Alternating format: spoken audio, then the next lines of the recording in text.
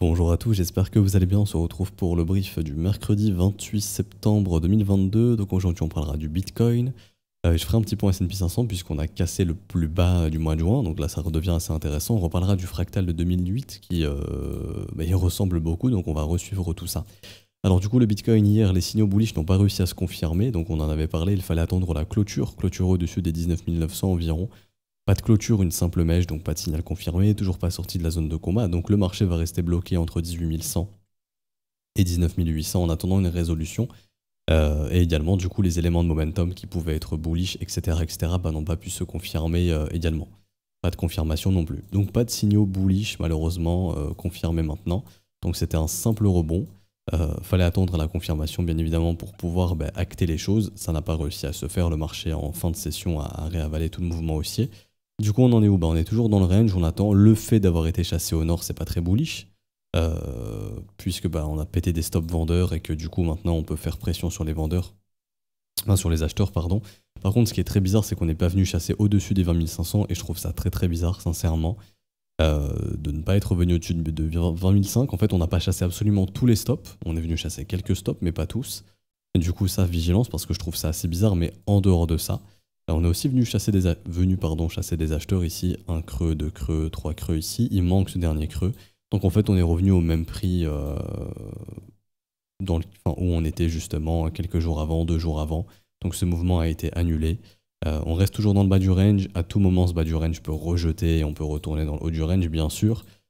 Mais à l'instant T, plus on commence à foutre la pression sur le support, plus ce support s'affaiblit et plus il y a des chances de pouvoir le breaker et de pouvoir aller au sud par la suite. Surtout qu'on est très corrélé à ce qui se fait sur le marché américain, que le marché américain reste assez faible pour l'instant et qu'il ne montre pas aussi des signes de retournement.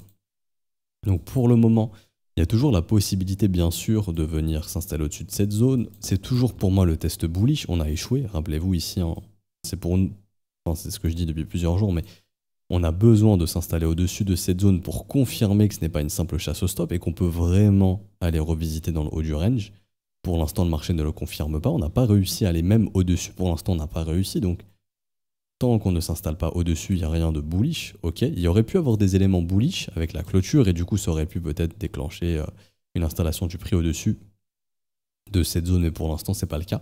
Donc, ça reste inchangé. Avantage aux vendeurs tant qu'on ne s'installe pas au-dessus de cette zone et à tout moment, ce bas de range peut céder. On a une tonne de liquidité qui attend dessous. J'ai les liquidations sur Bitcoin.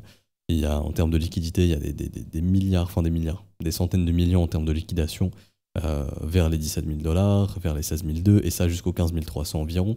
Kingfisher donne à peu près les mêmes informations. On va recharger BTC. Hop.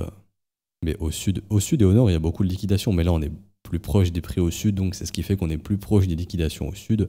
Et donc, si le marché a envie d'aller les chercher, c'est une question de temps. Mais voilà, on a des gros pics dans les 16 400. 13 600, il y a une grosse liquidation aussi dans les 14 000, enfin, c'est un gros bordel en fait, c'est logique, plus le prix va consolider ici, plus on va créer de la liquidité au sud. C'est un peu comme décembre 2018, je sais pas si vous vous souvenez, novembre 2018 pardon, où ici voilà, on a un support qui est créé, qui tient depuis des mois, donc là il y avait encore beaucoup plus de liquidité à cette époque, je pense, parce que le support a tenu beaucoup plus longtemps. Mais à un moment, ça finit par céder et on racle en fait tous les stops et toutes les liquidations des gens qui attendent. Et là, on est en train peut-être de faire la même chose. Des faibles rebonds, enfin des rebonds de plus en plus faibles. On continue de foutre la pression sur le support pour derrière peut-être le défoncer et capturer la liquidité plus bas. Où ça, on en a déjà parlé, mais au sein du creux, dans le volume profile, qui demande à être comblé et qui est ici, hein, entre 11 900 jusqu'à environ 17 000 $. Donc ce gros creux ici, qui est en train d'appeler les prix, qui agit un petit peu comme un aimant, et quand le support va céder, on va rentrer dans ce creux. Si le support cède, encore une fois, bien évidemment, s'il ne cède pas, on n'ira pas dans cette zone. Mais c'est vrai que c'est une zone de prix qui demande à être testée, 13 800 demande à être testée, donc il y a des probas d'y aller. Maintenant, c'est pas une chose assurée, enfin, on n'est pas obligatoirement obligé d'y aller, bien évidemment. Mais si le support cède, on ira dans cette zone de creux. Et du coup, pour finir rapidement, le S&P 500, qui est où? Qui va être ici. Hop. Donc le dollar index en premier qui continue de pumper. Bon, on en avait parlé, les gens sont bearish contre le dollar, donc le dollar il fait sa vie et il monte sans problème. Il est dans un mouvement parabolique, donc tant qu'il y est, il va continuer de pumper. On entre dans la phase où ça accélère. Donc ça peut continuer d'accélérer, donc c'est assez dangereux. Et du coup, pour revenir sur le S&P 500, il a cassé son bottom de juin. Ici, on a cassé le bottom du 17 juin. Là, aujourd'hui, donc maintenant, c'est chose faite. C'est pas bullish. Maintenant, si on suit le fractal de 2018, on est quelque part par là. Je vais essayer hop, de bien le remettre. Yes. Donc on est en gros... non, pardon. Tac. Donc on est quelque part par ici. Faut bien le réajuster. Voilà. Donc en gros, on serait là. C'est-à-dire ici, petite chasse au stop, petit rebond. Donc en gros, hop, je le mets à droite. Petite chasse au stop ici. Tac, ok, c'est fait. Petit rebond, échec et dernier mouvement baissier. Bien violent. Possiblement. Corrélé avec justement la phase parabolique du dollar index, etc. etc. Si on suit ce fractal. Hein. Donc en gros, ça c'est la baisse de 2008. Si on refait pareil, ça ressemble pour l'instant, c'est-à-dire qu'on a un sommet, deux sommets, trois sommets, tentative de bottom ici, un sommet, deux sommets, trois sommets, tentative de bottom ici, échec pour l'instant, nouveau plus bas, rebond, nouveau plus bas, rebond, dernier mouvement baissier, tac. Et là, peut-être le développement d'un vrai bottom, comme ça avait été le cas en 2008. Possiblement. Je ne compare pas 2008 avec maintenant, je compare juste l'action du prix, qui est une action bearish, et on n'a pas beaucoup d'historique de marché baissier quand même sur les indices américains qui sont plutôt haussiers depuis des décennies. Du coup, on fait avec ce qu'on a. Et encore une fois, l'histoire peut se répéter, mais de façon complètement... Enfin, ça se répète généralement. C'est assez similaire, mais c'est pas exactement la même chose, bien évidemment. Ok. Donc voilà. Et pour l'instant, pas de signe de retournement sur le S&P 500, il n'y a absolument rien du tout, le marché fait rien du tout.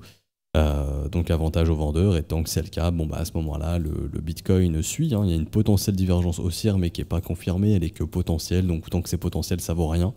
Et il faut faire avec, et pour l'instant, le marché qui est toujours bearish du côté du marché US. Et tant que c'est le cas, l'argent circule de cette façon. C'est-à-dire, non, c'est pas ici. Ça, on en parlera, je pense, du coup, cette semaine. Et du côté, mais où est-ce que j'ai ça? Ici. Le dollar est le boss, le gold se fait défoncer, le bitcoin se fait défoncer, le S&P se fait défoncer, les obligations se font défoncer, le gaz aussi actuellement, le pétrole également, et on a le VIX qui est proche de faire des W dans des W. Donc d'accélérer, s'il accélère, ça veut dire qu'on s'attend à un mouvement baissier sur le S&P 500. Et actuellement, dollar is king, tout simplement. L'argent va dans le dollar et c'est le dollar le boss. Et tous les autres secteurs se font défoncer. L'or a perdu un gros support. Le Bitcoin n'est pas très loin de perdre le sien. Le S&P 500 est en train de perdre le sien. Les obligations, ça a cédé. Et le pétrole aussi, ça a cédé depuis plusieurs semaines maintenant. Donc le dollar reste le boss. Du coup, pas trop de bonnes nouvelles, on va dire, en termes de macro. Cette fin d'année 2022 risque pas d'être joyeuse si ça reste ainsi. Peut-être que 2023 sera meilleur, possiblement hiver 2023. Je dis bien possiblement, il faut vraiment que le dollar se calme et que les autres secteurs se reprennent, ce qui n'est pas encore le cas maintenant.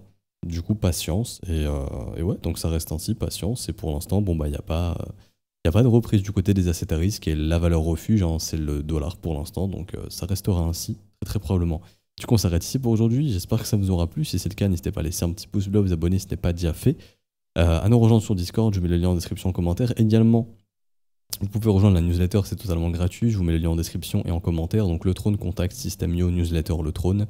Vous mettez votre mail, c'est gratuit et vous allez recevoir automatiquement une analyse d'alcool long terme que j'ai pu faire il y a environ quasiment 2 semaines maintenant. Elle passera publique en fin de semaine, mais si vous la voulez maintenant, voilà, vous pouvez rejoindre la newsletter. N'hésitez pas aussi à me dire en commentaire les assets que vous voulez pour la prochaine newsletter. On pourra se faire une prochaine analyse, je pense, mi-octobre, où je vous publierai la prochaine vidéo newsletter. Vous pouvez aussi rejoindre l'école à ce stade du mois exclusivement via les modalités crypto, ne rejoignez pas via le Patreon. Donc c'est tout ce qui est paiement BNB, Ethereum, USDT. Vous avez les adresses, les montants, les réseaux utilisés.